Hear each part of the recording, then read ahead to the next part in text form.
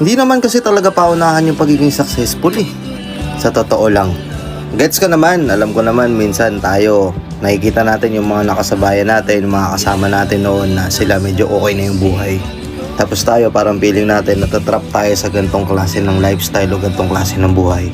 Minsan may kita mo yung old friend mo, may kita mo maganda na yung buhay niya.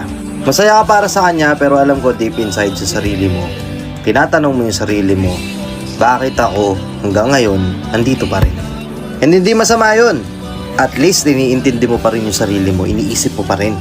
Hindi yung nag-totally give up ka na okay na ako sa ganito. Kasi oo, hindi naman karera yung pagiging successful sa buhay eh. Minsan pag masyado tayo nag-overthink, masyado nating minamadali o masyado nating pinag-iisipan ng sobrang lalim yung mga bagay-bagay, umaabot sa punto na yung mga thoughts natin nagiging negatibo. To the point na nawawalan na ng progress yung mga gusto nating gawin. Nakigets mo? Oo, ikaw. Alam ko minsan mahirap. Lagi mong tinatanong yung sarili mo, especially pag mag-isa ka. Hanggang dito na lang ba ako? Pero lagi mong sasabihin sa sarili mo na hindi hanggang dito natatapos yung pangarap ko sa buhay ko. Lagi mong sasabihin sa sarili mo na dadating din yung time na ikaw naman. Naniniwala ako mangyayari yun.